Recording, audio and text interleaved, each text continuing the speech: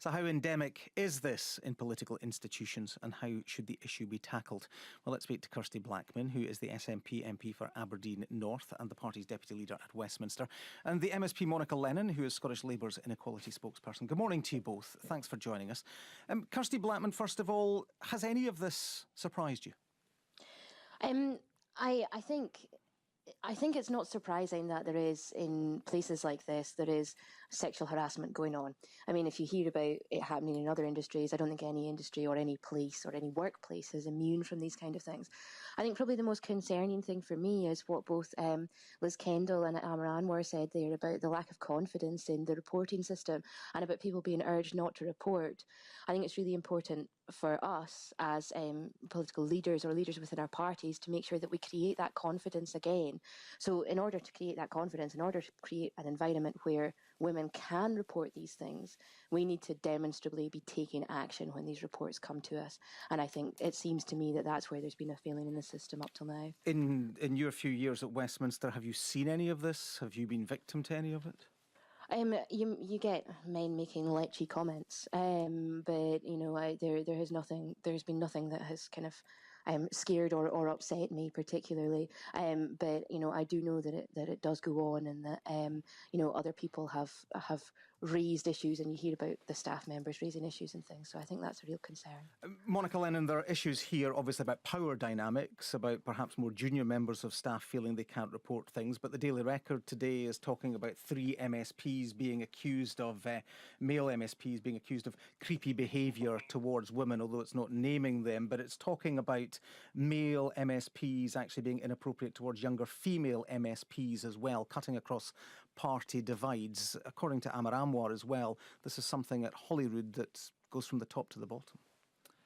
Well, I haven't had a chance to read the Daily Record this morning, but I'm aware of the front page. And I mean, I think like Kirsty, I agree, these stories are not surprising.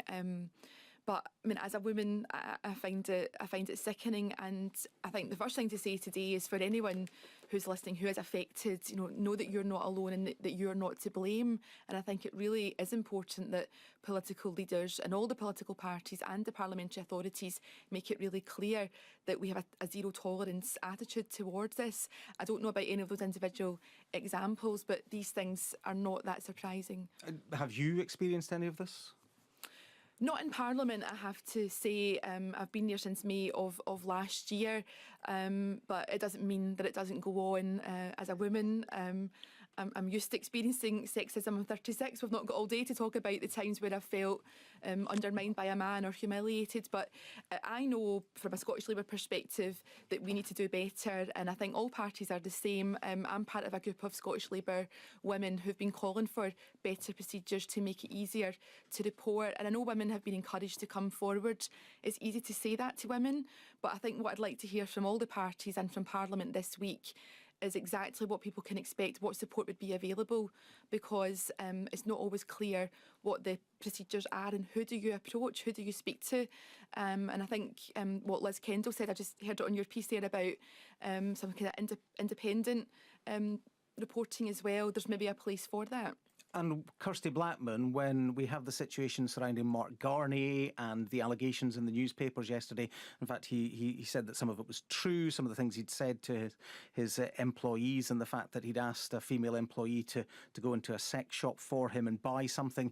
He said that was, and I'm quoting him, good-humoured high jinks. Where do attitudes like that leave all of this? Yeah, I don't think it sounds like good-humoured hijinks to me. I mean, that's pretty gross, and as Monica said, sickening. I think that's a good word for it. I think one of the issues, and it's been touched upon by a number of people, is that sometimes it's young women who are being harassed by their bosses, and it's very difficult for them to find somewhere to go. We've been clear as a party, and I think all of the parties have been clear that if there's anybody in the party that the people can trust, that they want to come forward to and raise these allegations, then that will be taken seriously. Amar Anwar says that people are afraid because they might be labelled troublemakers, or they might be in some way blacklisted. And I think, because of the way that Parliament works, because, quite often people work for one MSP or one MP and another one, and folk are worried about career progression But, we need to make absolutely clear that this is not something that will negatively impact on anybody's future career. It is much more important that these allegations are dealt with. And as Monica said, the woman that's bringing these allegations, this harassment, the woman that is being harassed, it is not her fault. And we need to make sure that the person who's perpetrating these crimes is the person that's punished for that. Another point that Amar Anwar raised was that there aren't any statistics on any of this. No one's actually looked or compiled any kind of figures to tell us what the scale of the problem is, Monica Lennon. Yeah, I mean, I think he was right to say that it might be difficult to point to examples where there's been an outcome, where a perpetrator has either, faced charges or conviction or has been dealt with within their own party. And that's why, again, it's easy to say to people, oh, come forward, you'll get support, but people are not really seeing perhaps that culture change happening. But I mean, I think over the next couple of days, we're going to hear women asked, as we've been asked, has this happened to you?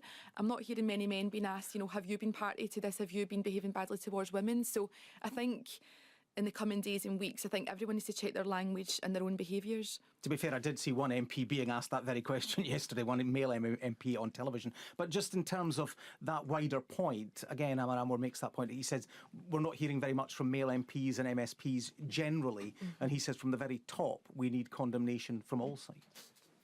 Yeah, I mean, imagine when I get back to Parliament tomorrow, I mean, this is going to be a big talking point, and I would really say to colleagues who are tempted to, people are hearing journalists ask the questions, but please don't approach female researchers or colleagues and ask them, has it happened to you? Because there's going to be a lot of banter and jokey comments made about this, and it's not funny.